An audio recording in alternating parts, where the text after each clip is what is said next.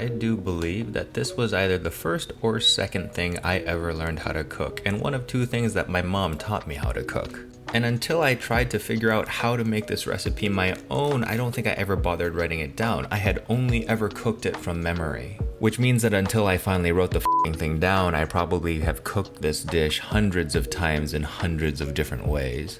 I don't remember the first time ever having feijoada, but then again, I don't really remember never having it in my life. So this is as much home cooking to me as is fish sauce fried chicken wings and Hong Kong borscht. To begin cooking feijoada, start off by chopping up too much garlic. First start off with what you think is enough garlic and then add like 4 or 5 more cloves. Also, making feijoada is a labor of love, so even if you're gonna make it for yourself, imagine that you're cooking for 8 or 9 people and just freeze the rest for later. I think people who have their lives together call it meal prepping. So what if this dish is comprised of a half pound of bacon? There is nothing in the definition of meal prepping that requires your food to actually be healthy. Next thing you do is roughly dice up some onions. Don't worry about getting them super small, they're gonna be stewed in with beans anyway. Feijoada is Brazil's national dish and has a history that goes far back and somewhat mirrors that of the history of soul food in America, which isn't surprising since both countries engaged in the slave trade, which meant that both of their culinary cultures were initiated by the slave cooks, African women. After your onions are done, take a good handful of bacon and then slice it into small pieces. This is about 3/4 of a pound, and since I'm going to render the fat to cook the garlic and the mushrooms in, you want to use thicker cut bacon. The added benefit to using thick cut bacon is that it could still provide a substantial and satisfying bite even after being stewed with the beans for a really long time. One of the things that I really appreciate about this dish is while it is so culturally important and so ingrained in the identity of Brazilians, I have had so many versions of this dish because each person and each household seems to have their own way of celebrating it with their own recipe. The way that I was taught was very conducive to the home cook. It was super simple, just with a little bit of bacon and some pork shoulder and things that you could get in the grocery store. As my reach expanded, I was able to get more and more ingredients, including neck bones, pork's feet. At one point in time, I was getting tails as well. Pig's tails, as it turns out, are not as curly as they look on cartoons. Anyway, whatever meat that you can get, it's important to always do an initial cleaning by boiling them first. My thing is to add a whole bunch of aniseed to the initial boil so that they could absorb a little bit of that fragrance and flavor in there.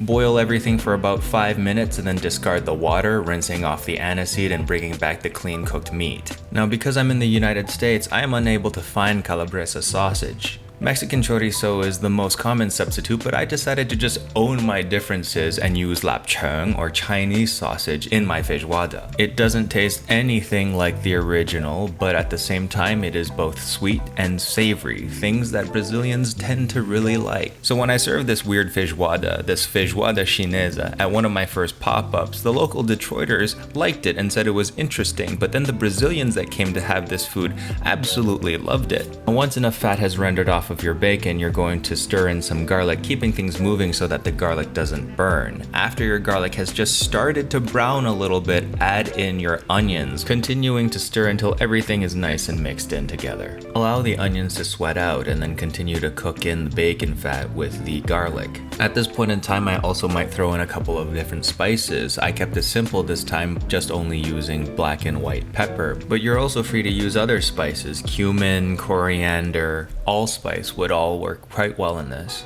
Because of all the water in the onions, you won't see very much more browning in the bacon and the garlic. Just continue to cook and stir until the onions have reduced in size as they sweat out most of their moisture. There will come a time when the bacony, oniony smell will give way to something much sweeter as the onions continue to cook, and at that time, if you choose to do so, is when you deglaze with a little bit of white wine. This is not at all traditional. I don't know what possessed me to do this during this video. I just happened to have an open bottle of white in my fridge and I was like, you know what? Why not? I don't even think I had ever done this before because I very rarely have open bottles of white wine in my house. But I'll tell you what, it smelled pretty f***ing good. It smelled so good that this was the liquid that I allowed to steam the rest of the meats that I had put in there for a while. I let all the random piggly bits stew in white wine for a little bit before I added the beans and the water. And while that all happened was when I cut up the Chinese sausage, which I would add later on along with the beans. Chinese sausage comes in many different varieties. Some are made with pork, some are made with duck, some have a large amount of Shaoxing wine. And the Vietnamese have their own version, which tastes quite similar to traditional Chinese sausage, but are more thick and plump and actually really good to use in this recipe. This is traditional Chinese sausage, but if you can find the Vietnamese kind, I highly recommend you use that for this dish. When my mom first taught me how to cook this dish, she preferred to actually use canned beans because she liked how soft they already were and how that would make the soup and the stew really, really thick. In fact, she would mash the beans in the bottom so her feijoada almost had the consistency of really light refried beans. If you want to talk about stick to your ribs fullness, a bowl of that would feed you for the day. But because I use straight up dry beans, my feijoada tends to be a little thinner. So what I will do is I will take half of my beans, soak them overnight, and then crush the soaked beans to mix in with everything so that there's a little bit more fiber that goes into it and you kind of get a little bit of thickness in the liquid, but not anywhere near as thick and soft as if you would have used canned. So now you just saw me pour in a bag of dry beans into the feijoada. Honestly, I don't have time for bean discourse right now. All I'm gonna say is that after watching Kenji Lopez Alt do his dry bean versus soaked bean test, and then concluding that dry beans tasted better even though they required like half an hour extra of cooking, which in feijoada, you have to stew this thing for hours, so what's an extra half an hour anyway? Basically, Kenji Lopez Alt said that I do not have to soak my beans, and I will take that as every reason not to soak my black beans. Oh, I almost forgot to put in the bay leaves. Never forget bay leaves. It's not feijoada without bay leaves.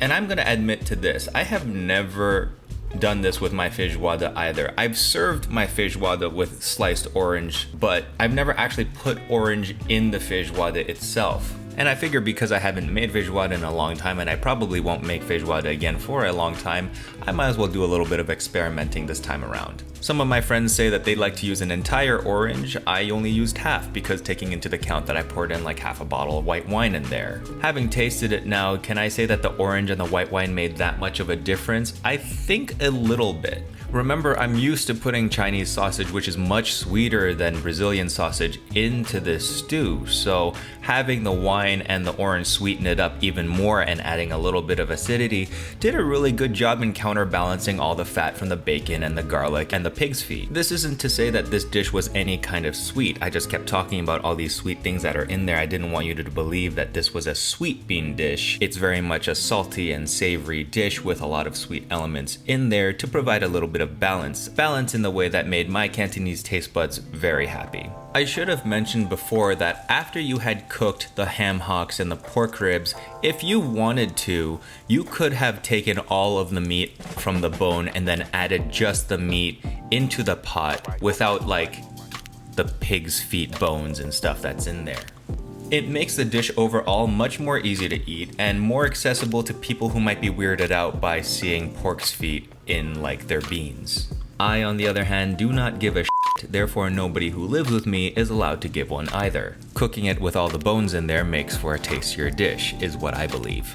We have a side quest today, and this side quest you are supposed to eat with your feijoada. We are going to make farofa, a toasted cassava flour that is normally cooked in bacon fat and served alongside as a side dish. I had an extra onion, so I decided to cook mine alongside onions, but generally how people enjoy eating farofa depends on their personal taste. Some people just like the farofa plain without anything in it. Some people actually put raisins in it, something that I had never personally tried before until I visit my auntie in Guyana. And when I say Guyana, I mean the city in Brazil and not Guyana the country. I confused a lot of people the last time I said I had family from there. But yeah, raisins in your farofa, I f***ed with. I absolutely f***ed with. Here I've been sweating some onions in some butter. I think I'm adding some cumin to it right now and stirring it around. And then I'm going to add in about a cup or two of the farofa. Actually, I think technically this is farinha before it's cooked. And instead of bacon fat, I am using ginger scallion oil. Now at this point, you stir everything around, allowing the oil to incorporate itself into the entirety of the cassava flour and then toast on the heat of the pan.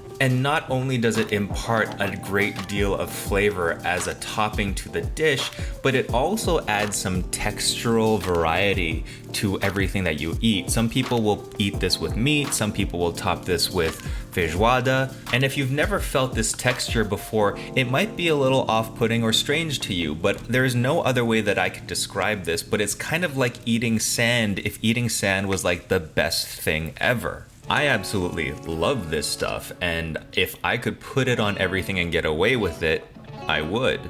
But, you know, I have to keep on my fitness, which is the saddest reason not to always eat farofa ever. So as you can tell with the plating, this is 100% comfort food. There is no way to make it look elegant, as there should not be. It is... I'm just watching this. This is so... That looks so good. That looks so good to me. This is all I ever want to eat. It is the ultimate comfort food. I've had a Brazilian friend tell me that feijoada tastes like home. It doesn't matter where you live, this just tastes like home. And I absolutely agree with that. There is just something about this dish that is just so welcoming and inviting, and I highly recommend you guys all give it a try, with or without my quirky little changes.